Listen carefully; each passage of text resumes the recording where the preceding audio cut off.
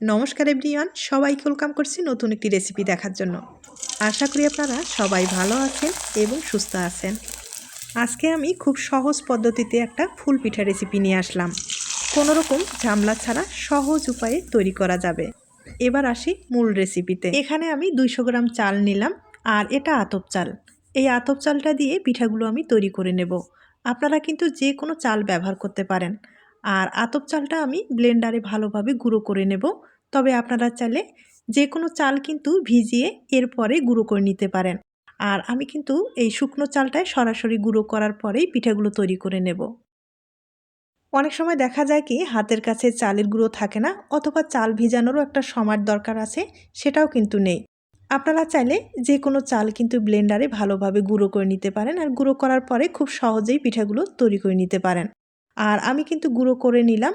এবার যেটা করতে হবে, চেলে নিতে হবে। যত ভালোভাবেই গুঁড়ো করেন ভিতরে কিন্তু দানাটা থেকেই যায়, আর দানাটা থাকলে ডিজাইনটা তৈরি করতে সমস্যা হয়ে যাবে। তার জন্য অবশ্যই চেলে নিতে হবে। আমি চেলে নেওয়ার পরেই পিঠাগুলো তৈরি করে দেখিয়ে দিচ্ছি। আর এই পিঠাটা তৈরি করতে গেলে কিন্তু বেশি সময় লাগবে না। আপনার হাতে 30 মিনিট সময় থাকলে খুব সহজেই পিঠার ডিজাইনটা তৈরি করে নিতে পারেন। চালের গুঁড়োটা খুব ভালোভাবে চেলে নিলাম, আর অবশিষ্ট অংশগুলো এগুলো কিন্তু লাগবে না, এগুলো ফেলে দিতে হবে। আর দেখতেই পারলেন কত তাড়াতাড়ি কিন্তু চালের গুঁড়োটা তৈরি হয়ে গেল। আর আপনাদের যদি ব্লেন্ডার মেশিনটা না থাকে সেক্ষেত্রে কিন্তু চালটা ভিজিয়ে পাটায় বেটে নিতে পারেন। আর পাটায় বেটে নেওয়ার পরে আপনারা কিন্তু সহজেই পিঠাগুলো তৈরি করে নিতে পারেন, তবে একটু সময় লাগবে। আর এখন আমি এখানে 1 বাটি চালের গুঁড়ো ব্যবহার করলাম। এরপরে যেটা করতে হবে, এখানে স্বাদ মতো লবণ, এরপরে ফুটন্ত গরম জল ব্যবহার করব। এই পিঠাগুলো তৈরি করতে বেশি উপকরণ লাগে না, মাত্র একটি উপকরণ হলে সহজেই পিঠাগুলো তৈরি করা যায়। আর আপনারা যদি চান এখানে কিন্তু একটু চিনি ব্যবহার করতে পারেন, মানে মিষ্টিটা পছন্দ করলে আপনারা কিন্তু চিনি ব্যবহার করতে পারেন।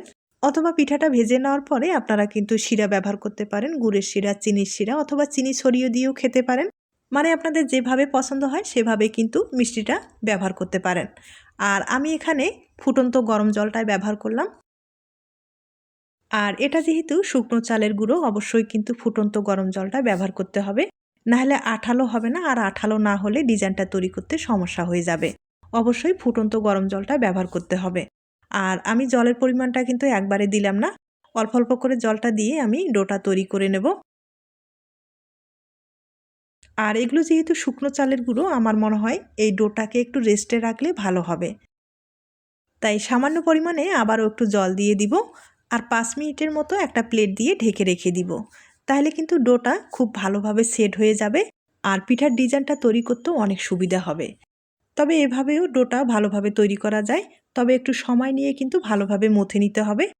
আর যদি ভালোভাবে মথে না নেন সেক্ষেত্রে কিন্তু পিঠাগুলো যখন তেলে ভাজবেন তখন কিন্তু ফুলবে ঠিক, শক্ত হয়ে যাবে, মানে খেতে অতটা ভালো লাগবে না। আর শক্ত পিঠা খেতে কিন্তু অতটা ভালো লাগে না। আর আপনারা যদি ভালোভাবে ডোটা তৈরি করেন সেক্ষেত্রে পিঠাগুলো দেখবেন তেলের দেওয়ার সাথেই ফুলে উঠবে এবং মুখে দিলেই মিলিয়ে যাবে। পিঠাটা তৈরি করতে গেলে অবশ্যই কিন্তু এই পদ্ধতিটি আপনারা ব্যবহার করবেন। দেখবেন আপনার পিঠাটাও কিন্তু ফুলে ডবল হয়ে যাবে এবং মুখে দিলেই মিলিয়ে যাবে। তখন আর চিনির শিরা, গুড়ের শিরা এগুলো কিন্তু কিছুই প্রয়োজন হবে না। তখন দেখবেন পিঠাটা মুখে দেওয়ার সাথেই অন্যরকম একটা স্বাদ চলে আসবে। আমি ডোটাকে খুব ভালোভাবে মুছে নিচ্ছি, আর মাঝে মাঝে কিন্তু একটু জল ব্যবহার করলাম, হয়তোবা আপনারা দেখে বুঝতে পেরেছেন। আর জল দিয়ে একটু পাতলা করে তৈরি করে নিতে হবে। আমি আপনাদের ঘনত্বটাও দেখিয়ে দেব। তবে এভাবে তৈরি করলে আর চেলে নেওয়ার কোনো রকম দরকার হবে না, ভিতরে কিন্তু কোনো রকম দানা থাকবে না। আর দেখা গেল যদি আপনারা ভালোভাবে মুছে না নেন সেক্ষেত্রে কিন্তু ভিতরে দানা থেকে যায়, আর দানাটা থাকলে ডিজাইনটা তৈরি করতে সমস্যা হয়ে যাবে। তাই অবশ্যই একটু সময় নিয়ে ভালোভাবে মথে নিতে হবে। এখন যেটা করতে হবে, সামান্য ডো একটু আলাদা করে নিব, আর এটাতে ফুড কালার ব্যবহার করব। আপনাদের যদি ফুড কালারটা পছন্দ না হয় সেক্ষেত্রে স্কিপ করতে পারেন, অথবা শুধু সাদাটা দিয়ে কিন্তু আপনারা পিঠাটা তৈরি করে নিতে পারেন। আর আমি একটু দেখার সৌন্দর্যে ফুড কালারটা ব্যবহার করব।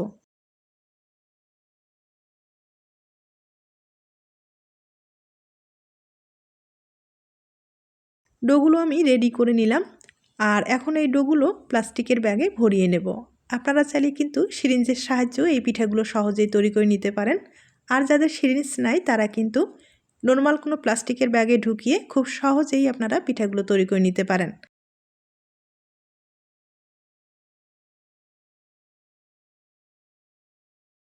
প্লাস্টিকের মুখটা ভালোভাবে বেঁধে দিতে হবে। একইভাবে যে ফুড কালার ব্যবহার করলাম সেটাও কিন্তু আমি প্লাস্টিকের ব্যাগে ভরিয়ে নেব। এরপরে পিঠার ডিজাইনটা তৈরি করে দেখিয়ে দিচ্ছি। ডিজাইনটা তৈরি করার জন্য এখানে কিন্তু আমি প্লাস্টিক ব্যবহার করব। আপনাদের যদি পাতার ব্যবস্থা থাকে সেক্ষেত্রে কিন্তু পাতায় পিঠাগুলো তৈরি করে নিতে পারেন। আর যেহেতু এগুলো ভাপিয়ে নিতে হবে, আর আমার কিন্তু পাতার ব্যবস্থা নেই, তাই প্লাস্টিকে তৈরি করে আপনাদের দেখিয়ে দিচ্ছি। একবারে সাধারণ একটা ফুলের শেপে পিঠাটা তৈরি করে নিতে হবে। আর আমার মনে হয় এর চেয়ে সহজ আর কোনো উপায় হয় না। আপনারা চাইলে কিন্তু ঝটপট এই পিঠাটা তৈরি করে নিতে পারেন। আর এই পিঠাগুলো তৈরি করতে বেশি সময় লাগে না, কম সময়ে আপনারা অনেকগুলো পিঠা তৈরি করে নিতে পারেন। পিঠা আমাদের কম বেশি সবার পছন্দ, তবে অনেকের ক্ষেত্রে পিঠা তৈরি করার মতো সময় থাকে না। আপনারা চাইলে কম সময়ে এই শুকনো পিঠাগুলো সহজেই তৈরি করে নিতে পারেন। আর একটু বেশি করে তৈরি করে পুরো বছর কিন্তু সংরক্ষণ করে খেতে পারেন।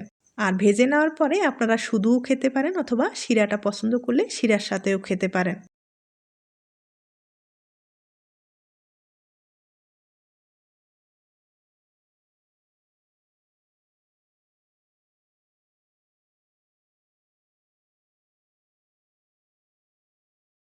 পিঠাটা আমি তৈরি করে নিলাম। এবার পিঠার মাঝখানে যে ফুড কালারটা ব্যবহার করলাম সেটা কিন্তু দিয়ে একটা ডিজাইন তৈরি করে নেব। আর এভাবে তৈরি করলে পিঠাটা দেখতে ভালো লাগবে। একবারে সাধারণ ডিজাইন, তবে দেখতে হয় অসাধারণ। আপনারা চাইলে সহজেই এই পিঠাটা তৈরি করে নিতে পারেন। একইভাবে আমি আরেকটা তৈরি করে আপনাদের দেখিয়ে দিচ্ছি।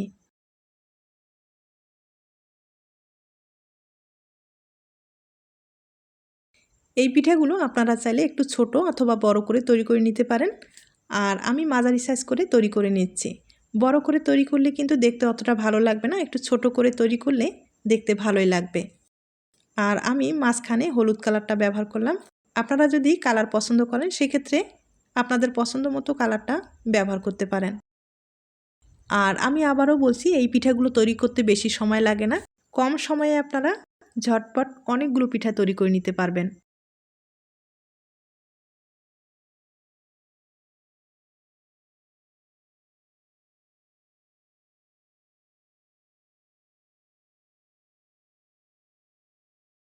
আমি আপনাদের ২টা পিঠা তৈরি করে দেখিয়ে দিলাম।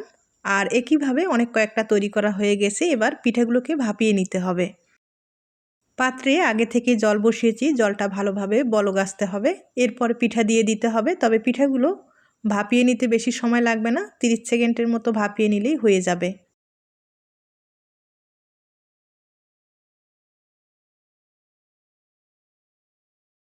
পিঠাগুলো আমি 30 সেকেন্ডের মতো ভাপিয়ে নিলাম। আর ভাপিয়ে নেওয়া হয়ে গেছে, দেখতেই পাচ্ছেন। এবার তুলে নিতে হবে। একইভাবে আমি আরেকবার ভাপিয়ে দেখিয়ে দিচ্ছি।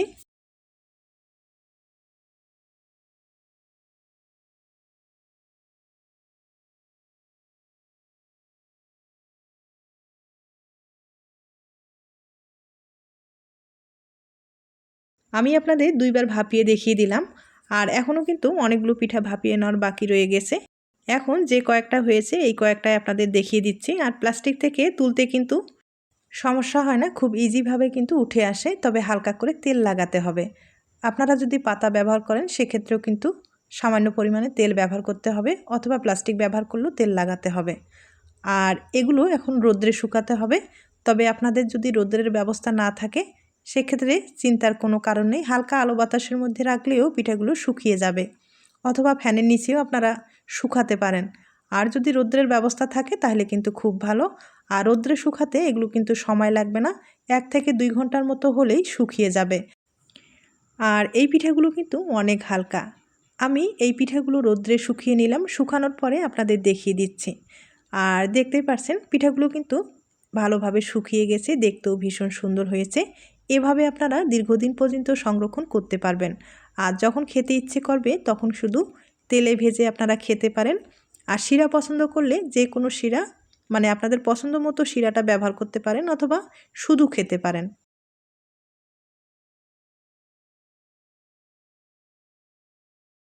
এখন আমি এখান থেকে কিছুটা পিঠা তেলে ভেজে আপনাদের দেখিয়ে দেব। আর বাকি কয়েকটা আমি সংরক্ষণ করে রেখে দিব। আর হয়তোবা দেখে বুঝতে পেরেছেন শুকানোর পরে পিঠাটা কিন্তু বেশি সুন্দর হয়।